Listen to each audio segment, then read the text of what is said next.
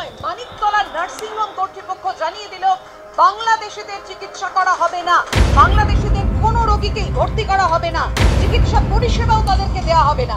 বাংলাদেশ নিয়ে কড়া সিদ্ধান্ত জেএন রায় হাসপাতালে। জেএন রায় হাসপাতালের পক্ষ থেকে আজকে আমরা একটি সিদ্ধান্ত নিয়ে বিজ্ঞপ্তি জারি করেছি যে আমরা আজ থেকে অনির্দিষ্টকালের জন্য কোনো রকম বাংলাদেশি পেশেন্টকে অ্যাডমিট অথবা কোনো রকম মেডিকেল পরিষেবা দেব না। তার একমাত্র কারণ যে এই বাংলাদেশ দেশটি স্বাধীন হওয়ার পিছনে আমাদের দেশের লক্ষ লক্ষ সৈন্যের রক্ত ঝরেছিল। আজকে সেই দেশে আমাদের দেশের জাতীয় পতাকার অবমাননা করা হচ্ছে, তাকে পায়ের তলায় পিষ্ট করা হচ্ছে। অতএব তাদের সাথে আমাদের এই আর ভাব ভালোবাসা আপাতত দেখানোর কোনো দরকার নেই।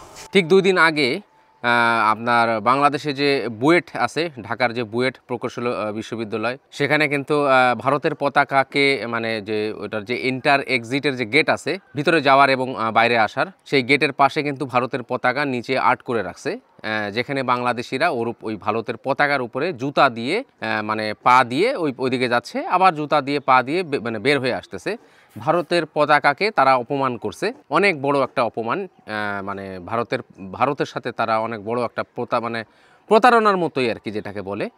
আমি জানি না যে বাংলাদেশের বুয়েটে মানে ঢাকার মধ্যে যে বুয়েট, এটা হলো সবচেয়ে শিক্ষিত লোক এখানে পড়াশোনা করে এবং সবচেয়ে ট্যালেন্ট এখানে পড়াশোনা করে। এতদিন আমরা এটাই জানতাম এতদিন, কিন্তু এখন থেকে আর সেই ধারণাটা আমাদের ভুল ছিল।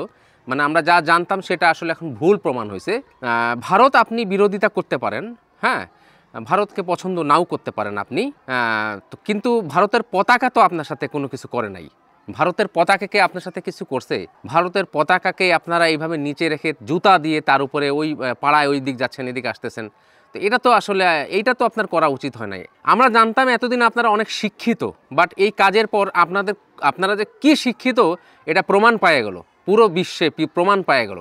আর এরই জের ধরে কলকাতাতে বাংলাদেশে যে হাই কমিশন আছে সেইখানে পতাকা পুড়িয়েছে, বাংলাদেশের পতাকা পুড়িয়েছে, এবং এমনকি কয়েকটা পিকচারও কিন্তু ভাইরাল হয়েছে, যেখানে দেখা যাচ্ছে যে বাংলাদেশের পতাকা বাথরুম টয়লেটের মধ্যে, যেখানে মানুষ টয়লেট করে যার মধ্যে পা রাখে আর কি নিচে, সেইখানে বাংলাদেশের পতাকা রাখা হয়েছে। এইটা তো তেমন মানে ইয়ার কিছু না, আপনারা যেমন ওদের সাথে করেছেন মানে তার পাল্টা জবাব দেওয়া হয়েছে। শুধু পাল্টা জবাবই না, এর সাথে একটা কঠিন অ্যাকশন নিয়েছে ভারত, যেটা হচ্ছে কলকাতাতে বাংলাদেশিদের চিকিৎসা আর দেওয়া হচ্ছে না। অলরেডি ইতিমধ্যে অনেকগুলি নিউজ আপনারা দেখবেন যে কলকাতাতে কিন্তু এখন বাংলাদেশিদের আর চিকিৎসা দিবে না। চিকিৎসা না দেওয়ার জন্যই কোন একটা বোর্ড পরামর্শ দিয়েছে যে বাংলাদেশিদের চিকিৎসা না দেওয়ার জন্য কলকাতাতে। তো এরপরে দেখা যাচ্ছে যে চেন্নাই ভ্যালুরও এটা ছড়িয়ে পড়তে পারে যে সেখানেও যেন চিকিৎসা না দেওয়া হয়। তাহলে এখন আমার কথা হলো যে কয়েকটা অশিক্ষিত লোকদের জন্য বাংলাদেশে কয়েকটা মূর্খ চামার, চান্ডাল, মুচি, চামার, হেরোইনখোর, গাঁজাখোর, এই ধরনের লোকদের জন্য এখন এই যে এর সাধারণ মানুষ যে ভুক্তভোগী যারা চিকিৎসা নিছে, এরা তো কোনো দোষ করে নাই, বা ওই চালাল চামার তো আপনার চিকিৎসা খরচ দেবে না, বা ওর বাপ তো আপনাকে চিকিৎসার খরচ দেবে না। সেক্ষেত্রে এখন এই সাধারণ মানুষগুলা কি করবে? এই যে কলকাতায় তারা চিকিৎসাধীন অবস্থায় আছে, অনেক মানুষ চিকিৎসাধীন অবস্থায় আছে, এরা এখন চিকিৎসা পাবে না। তাহলে এখন কি হবে? এই মানে আসলে এর পিছনে কারা দায়ী? শেখ হাসিনা চলে গেছে, কিন্তু তারপরে যে সরকার আছে, আপনি দেশ চালান না কেন? আপনি দেশ চালান আপনার মতো। আপনি যাকে গ্রেপ্তার করেছেন তার প্রতিবাদ ভারত করেছে, আপনারাও পাল্টা প্রতিবাদ করেছেন, তাই না? তারপরে তো আর তেমন কোনো ঘটনা ঘটে নাই। এরপরে কিন্তু আবার আপনারা ভারতের পতাকাকে জুতার নিচে রেখে নতুন একটা বিতর্কের জন্ম দিলেন। এরপরে ভারত আবার সেই পতাকার পাল্টা জবাব দিছে।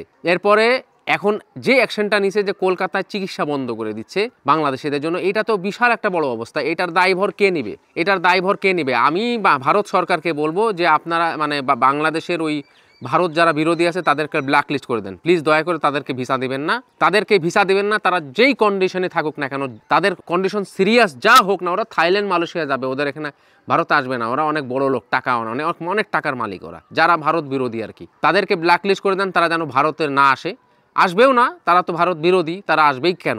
তো তারপরেও ব্ল্যাক লিস্ট করে দেন, তারা যেন জীবনেও ট্রাই করেও না করতে, মানে চুরি চামারি করে যে ভারত বিরোধী উপর দিয়ে বলে আর ভিতর দিয়ে ভারতের পণ্য খায়, এগুলারও আপনারা ব্ল্যাক লিস্ট করে দেন, এরা যেন ভারতে না আসতে পারে। নতুন করে আরেকটা সমস্যা তৈরি হয়েছে, সেটা হলো যে নতুন করে ভারত বাংলাদেশিদেরকে ভিসা দিবে কিনা সেটা নিয়ে একটা নতুন সংশয়, একটা চিন্তা তৈরি হয়েছে। সেটা হলো যে নতুন করে যে বিতর্কটা দেখা গেছে যে ভারত এখন সীমিত আকারে মেডিকেল স্টুডেন্ট আর এন্ট্রি ভিসা দিচ্ছে, সেগুলা এখন দিবে কি না সেটা নিয়ে ভারত 10 বার চিন্তা করবে। ভারতের পতাকাকে অসম্মান করা হয়েছে, আমি মনে করতেছি এটাও বন্ধ করে দেবে। যেগুলি এখন দিচ্ছে এটাও বন্ধ করে দেবে। ভারতে যে কনসুলেট সেবা চলতেছে, এই যে বাংলাদেশিদের বিভিন্ন ডকুমেন্ট অ্যাটেস্টেশন বা অনেক, এটাও বন্ধ করে কিনা কে জানে। এটা মাঝখানে বন্ধ ছিল কিন্তু যখন শেখ হাসিনা চলে যায়, পরিস্থিতি যখন ভালো হয় না তখন কিন্তু বন্ধ ছিল। এটা আবারও বন্ধ করবে কিনা সেটা নিয়ে একটা সংশয়ের বিষয় জন্ম দিয়েছে। তো আমি নিজে বাংলাদেশি হিসাবে ভারতীয়দের কাছে দুঃখিত এবং সরি বলতে চাই যে যারা এই কাজটা করেছে ভারতের পতাকার সাথে, তাদের মানে বিবেক বুদ্ধি মানে অতিরিক্ত আবেগের বশে এই কাজটা করেছে, অতিরিক্ত আবেগের বশে। তবে তারা যে করেছে তাদের অবশ্যই সাজা হবে, শাস্তি হবে। যেমন এরা যে কাজটা করেছে যার কারণে আপনারা বাংলাদেশিদের চিকিৎসা বন্ধ করেছেন, ভবিষ্যতে আরও কঠিন সিদ্ধান্ত নেবেন। ভারত মনে হয় এখন বাংলাদেশিদের ভিসাও বন্ধ করবে। আমার কেমন যেন একটা ব্যক্তিগতভাবে লাগতেছে যে খুব অল্প আকারে মেডিকেল ভিসা বা স্টুডেন্ট এন্ট্রি ভিসা দিলেও সেগুলা এখন দিবে কি না মানে সন্দেহ আছে, বন্ধ করে দিতে পারে। তো আসলে ভারত বাংলাদেশের সম্পর্ক এখন চরম মানে স্মরণকালের সবচেয়ে খারাপ অবস্থায়। 1971 সালের পরেও এত খারাপ অবস্থায় যায়নি ভারত বাংলাদেশের সম্পর্ক 2024 সালে যে অবস্থায় আছে। তো এই ছিল আজকের আপডেট।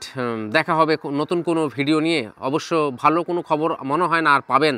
আর এই চ্যানেলে আমার মনে হয় এই ধরনের কন্টেন্ট দেওয়াটা কঠিন হয়ে যাচ্ছে, কারণ যেহেতু এটা ভারত বাংলাদেশেরই একটা চ্যানেল, কন্টেন্ট ক্রিয়েট করি ভারত বাংলাদেশের বিষয় নিয়ে, ভিসা নিয়ে, মানুষের এই এফআইআর আরও বিভিন্ন জিনিস নিয়ে। তো যদি সম্পর্ক এরকম খারাপ হয় তাহলে মনে হয় না এইসব কন্টেন্ট আর কন্টিনিউ করা যাবে এই চ্যানেলে। তখন দেখা যাচ্ছে নতুন কোনো কন্টেন্ট নিয়ে আসতে হবে, মানে ব্লগিং, ট্রাভেল এসব নিয়ে আসতে হবে, কারণ দু দেশের সম্পর্ক ভালো না হলে আর এই কন্টেন্টেরও কী বা মূল্য থাকবে। দেখা হচ্ছে নেক্সট ভিডিওতে।